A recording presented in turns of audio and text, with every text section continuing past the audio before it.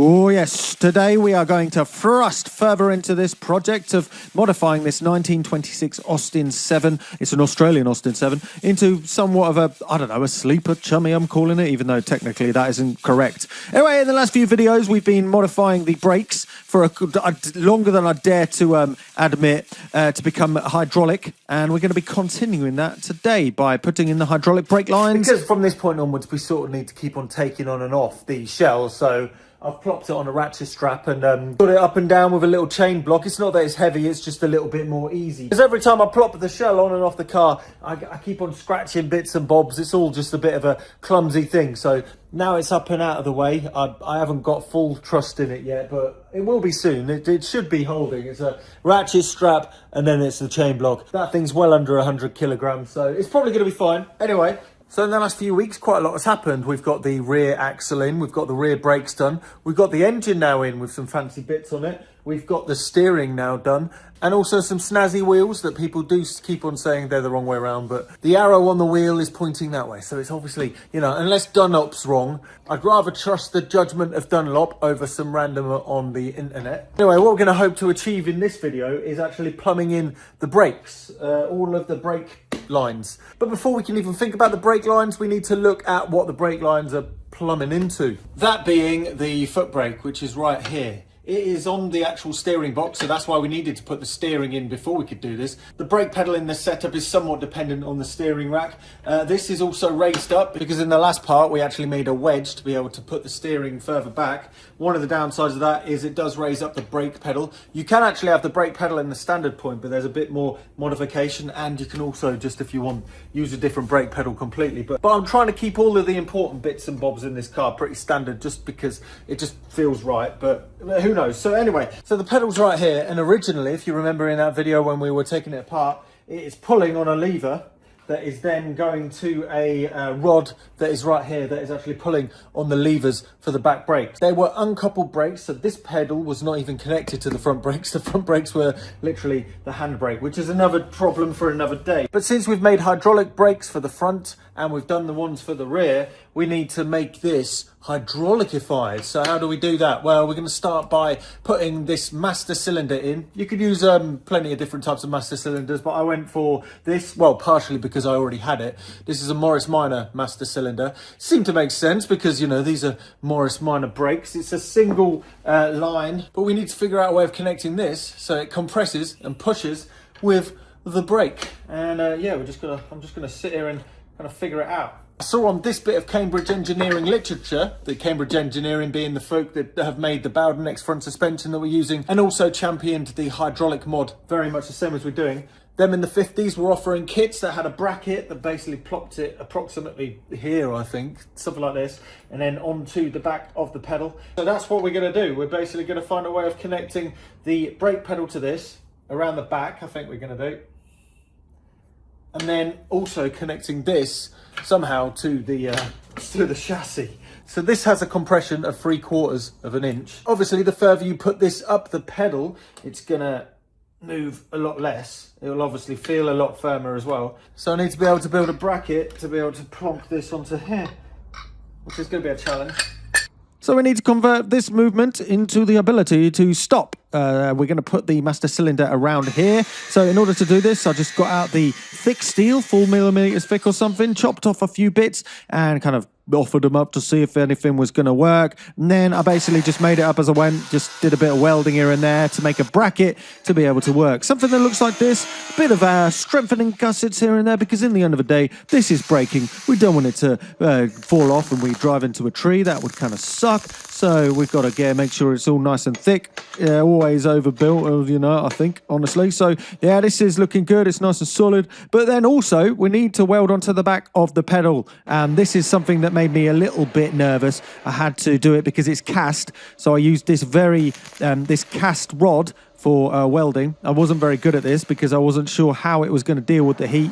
So I did it a spot at a time, keeping it nice and hot so to stop the warping, making sure it's stuck. It's not the neatest thing in the world, I must be honest, but I just didn't know what I was working with. But I can confirm to you that that's definitely on there now. It is fused. We've got a bit of mild steel that is now fused to a bit of cast. using a cast welding rod. Anyway, now that is there. It looks a bit dirty, but it'll do. We're going to put multiple holes in because I'm going to make this an adjustable thing so we can kind of fine tune it later on. As you can see, it doesn't look too bad when you've got paint on there. As long as it's solid, that's all I'm bothered about. The first thing we're going to do is put the bracket. I haven't drilled the holes for the master cylinder yet. I'm going to hope to do it on the car, which basically sits right here like so.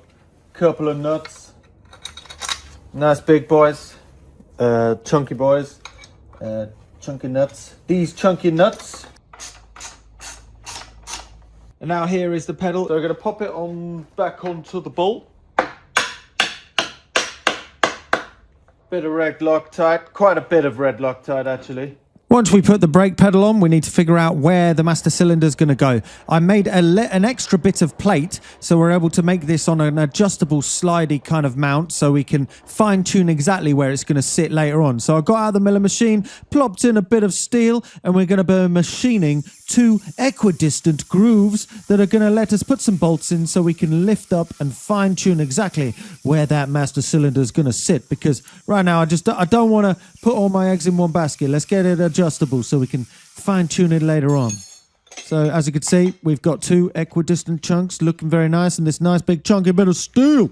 So I've just cut these notches into this other bit of metal on the milling machine. These long, thin 10mm notches to be able to take bolts. And the thinking is that we're going to be able to make it adjustable, height adjustable, so we can go to any of these holes on the pedal. Because I don't want to commit now, because what if I put it together and I realise the travel's not enough, or I put it too high and the travel's too far and it's too much effort. It's all about the leverage and just don't know what to expect. So I think it's I'm going to aim for the middle. Hope to never have to readjust it, but it's not the end of the world if we have to go up or down a couple of notches. So the way it works is we take the master cylinder, we put the bolts that come with the master cylinder into that, and then we pop the master cylinder a couple of washers, and then we pop it onto the bracket like so, and then we got a couple more washers, and then a couple of nylocks, then we could get a couple more nuts. Oh, for God's sake. Oh, what a plonker. I gotta find some shorter bolts, that's for sure. Now, annoyingly, the fork that sits at the end of this rod that goes into the master cylinder just isn't big enough. It's not taking into account the angles and a few other things. It actually speaks about this on that Boudreau piece of documentation. They say the requirement for an extended one of these. So I found it out the hard way. So I'm basically making my own one. I've got some chunky bit of steel. It's 4mm wide. And then I've got a bolt going straight through the middle. This was a super bodge. I made a better one later. That goes into the master cylinder rod. Gets and sits in here. Put the second one down first. The hole I'm in at the minute is a ratio of 2 to 1, meaning that the pedal moves twice as much as the master cylinder with the leverage malarkey. I end up going down to about 3.5 to 1 for the best pedal feel, but that's later in the video. Anyway, I'm going to be modifying the body to make space for all of the pedals as they've moved a little bit because of the steering rack lifting up, but we're going to be able to put a plate in later on to take account for that. Anyway, I needed to cut a notch out to be able to take into account for the actual lowering of the front of the car into the lower fender, so that goes in there. And whilst we're here, we may as well put the other side on so we can actually put the radiator cowling on as well to see what the car's actually going to look like when it's a bit closer to being done. So this is plonking it together and it looks a bit more lively. This is, I didn't realise until later on that this is actually the wrong radiator cowling. I've got an earlier one. This was, I don't know why this one came with the car. It's the wrong size. It's a little too short. But I've got a bigger one, so it's fine. So now we're going to be able to put in the hoses into the brakes. So the problem first is the steering arms that I just pointed out there. I accidentally put them on the wrong side. So I'm going to remove those by removing all of this. It's annoying because in order to get to those steering rod arms, you need to remove all of the parts of the brake components to actually get to it because it's all sunken inside the back of the stub axle. So we're going to pull it apart again as usual, and then we can take the steering track rod off and then remove the track rod arm and swap it around. As you can see, when you put it the other way, it points down, so we actually have space to put the hydraulic hoses into the brake cylinders. So this is the time when we're going to be putting the hydraulic hoses from the back cylinder to the front cylinder. And we're going to do that on both sides and make sure that when we steer it doesn't touch anything. It's a very close fit. It's all very tight in this car because it's also small. So we're going to get the flexible hose, and I decided to put it in the hole where the wire goes up to the headlight. We're going to put that wire somewhere else. And also, whilst we're here, we're going to cut a hole out for the exhaust manifold. So that's that gone, but we'll put that in later. So we're going to put this T-piece up above the master cylinder and put the lower fender back in, so we can actually bolt the flexi hose all the way through using a crush washer to make sure it doesn't leak all over the place. So we're going to put it first into the back of the slave cylinder, and then we're going to tighten that up and pop it into the lower fender like so. Put a tightener on the other side, give it a tighten off camera, and there we go. Give it a good old steering and make sure that, it's not looking unnatural and looks like it's going to get ripped away. And there's also not twisted, because that's an MOT failure if it's all twisted all over the place. Anyway, we're going to do exactly the same on the other side as well. But before that, I decided it would be a good time, so we didn't have to remove this again, to do the exhaust. Well, the actual bend at the bottom. Using a 90-degree elbow and a bunch of parts I got from Austin 7 Ulster Special.com, and including this gasket, these bolts, and this weld-on bracket, so we can actually start making the exhaust. So after welding the elbow onto that bracket, I'm going to put the inner fairing on and worry about the rest of the exhaust later on. Anyway, now we can put the flexi hose into it and do some steering and make sure everything's checking out. It looks pretty fancy, doesn't it? I'm pretty pleased with that. So now we're going to move on to tightening up and reassembling everything, and then jump on to the actual plumbing of the hydraulic hoses. So after we put all that together and lowered it down, we can start making up some hydraulic hoses. I used some copper nickel hoses that I had left over from a mini project a while back. There was comments saying about using steel hoses, but there's millions of cars with copper nickel, it's fine. Anyway, I bought this tool because I was sick of using those hand tool ones that were really ropey to use, and this I cannot recommend enough. It's relatively cheap for what it is. It's really solid and it makes the job so much easier to do. The downside is you need to use a vise for it, so you can't really do it in situ, but it makes flaring a walk in the park. You could do all the different type of flares, and could do double flare, single flare, all the different sizes, but it meant that using this bending tool as well, I was able to make all of the hoses and make them not look ropey as heck. They look a little ropey, but not ropey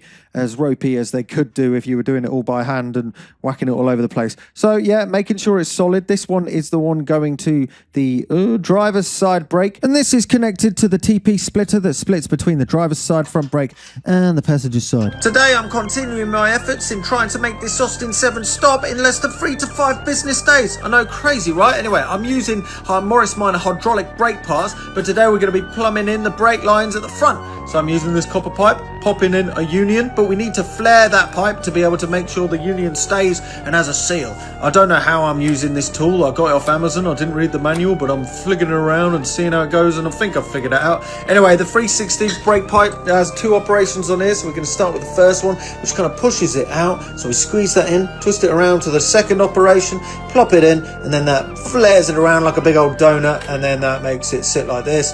And yep, so we're using this double flared bit at the end to be able to make a good seal for the brake sides, and then I'm going to do it on the other side of this brake pipe. I also bought a fancy bending tool instead of using my hands, very fancy, and I managed to bend it around the whole front of the car to be able to connect it up to the passenger side brake line. I've used these kind of like little kind of clips to be able to hold it in underneath the radiator, and that should sort of work. Then I continued to try and go back to the back brakes, but I realised that the Morris Minor brake setup actually uses 2 different thread types. It uses BSF and UNF for some strange reason, so that'll be next time. Anyway, see you later, toodaloo-doo. So here's some footage of me doing the hose, going all the way from the front to the back. I went along the side of the chassis, and then I went on a wiggly fashion at the end of here because I might be adding a pressure valve in between the front and the back brakes, but I don't know yet until I'm going to drive. Anyway, in order to take into account the wiggliness of the suspension, we need to add a flexi hose between the solid chassis and the rear differential. So I used this. It's for a back brake of a classic Mini. I had it already, so I decided to use it. So we're going to be making a bracket to be able to bolt the solid sides of it so it doesn't wiggle all over the place. So I cracked out the chunky boy mild steel again and made a little bracket out of it. So this is a 90-degree one to be able to not just attach to the brake line, but also hold the torque tube onto it, because if you remember from the last video, we actually had to lift it up to take into account for the lowered suspension. So we're going to plonk this about here. I also need to put a receiving bracket onto the other end. So I decided to weld this kind of standoff piece onto the torque tube. So that's going to attach right there. After a flick of paint, we're going to be able to put the other bracket onto the front of it. And as you can see, it's going to connect onto the chassis and then also through this mount that holds the torque tube swivel joint, I think is the term for it. So after that's tightened up, we can put onto that the flexi hose. After a second of doing all this tightening up, there's so many different bolts. There we go, lovely. Now we're going to put the flexi hose in, and that'll sit right there. You could potentially use a longer one. I've seen people use longer ones, but I had this sitting around and it works. It works perfectly adequately. So now I'm going to be making up another copper hose, and that is going to be attached after we've wiggled it around using all the different operations. I'd still need to actually bolt this vise down to the desk. Then again, I've got this far. I'm sure it's fine just being a free floating vise. Who really minds? Anyway, now we're going to be able to put some clips onto here so it doesn't wiggle all over the place when we're driving, because you don't want it all wiggling and getting all fatigued and then cracking and then ultimately driving into a tree again, which is certainly not what we want. Continuing on with the hydraulic brake lines on this 1926 Austin 7. In the last video, we went from the master cylinder up and over here to this bit, which splits off to this brake line over to this brake, and then into here to this brake line over to this brake. But now we've actually gone back all the way along there and over to this bit right there. Yeah, I'm sorting that out. Don't look at that for now. But yeah, let's go into that bit right there, which goes into this bracket and then via this wiggly bit, which is from a classic Mini, the rear brakes of a classic Mini, and that goes into this bit, plenty of clearance. You might be like, but Sam, it's really low, isn't it? Look at this practically. It's fine. It's fine, because look at it. There's the bottom of the chassis, and then it just goes there. There's plenty of room, plenty. Anyway, what we need to do now is come out of here and go over to here and split off to this and this brake. And I'm going to be using this, which is a T junction, and it's also got an electric switch. So when you push on the brakes, it pushes all the hydraulic fluid, pushes this little pressure switch, which turns on the brake lights at the back. I've decided to put it at the back because the brake lights are at the back. Makes sense, right? So this is going to sit around, I don't know, around here. It's going to weld like there. Safety squints initiating.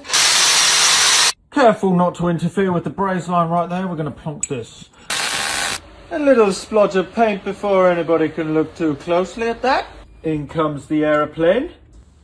After we got that put on, we're going to get a vague length of the brake line and put a female uni on this side to be able to put onto that flexible mini bit. We've got an outwards flare on that. And then we're going to put a male union on the other side to go to the T-piece. And we're going to do a donut flare. I mean, there's a technical term. Somebody commented below, but donut sounds pretty fancy. Anyway, now we've got that. We're going to put it onto the car, tighten it up, get those bends right. You might be worried about the height, but we've got to make a custom transmission tunnel anyway because it's all lowered. So I wouldn't worry about it. It'll be fine. Anyway, we got all the cables and broses going to the front, and we're on the way to the back. So now we need to split off from this T-junction and make up some more copper lines to be able to get to the rear brakes. So yeah, well, I made up a couple of copper lines, tried to make them as similar as I could either side to be able to connect to the rear left and right brake. This is a bit of a wiggly route, but I decided to do it like this so I could put some clips onto the actual drive shaft, or the crankcase, the differential casing. What is that? What is that thing that goes between? Oh, please comment below what that is called. Anyway, after making these and tightening them up, I decided to weld some bolts onto this casing, axle casing, so I could actually put some clips into it. It felt like the neatest way of doing it, and the most purposeful way, and there's still space to be able to put all of the malarkey for the handbrakes in. But yeah, after that's done, it looks relatively neat. I'm pretty pleased with that. That'll do the job. Anyway, now it's time to actually bleed the brakes. So we're going to pour some brake fluid in, and as you can see when I'm pushing it, it's going down, which is indicative that there might be a leak. I think I forgot to basically just tighten up a couple of these things. So we're going to go and put it through its paces. But as you can see now, we're going to bleed it. And this is one of the only cars where I think you can actually just without using any easy bleed or any fancy thing, literally push the pedal and bleed every single one of the brakes at the same time. So I started at the front, I went to the back, I started at the front and went to the back. I did them all a couple of times and bled it till I couldn't bleed it no more. I gave a right old push on the pedal as well, like sometimes making it really high pressure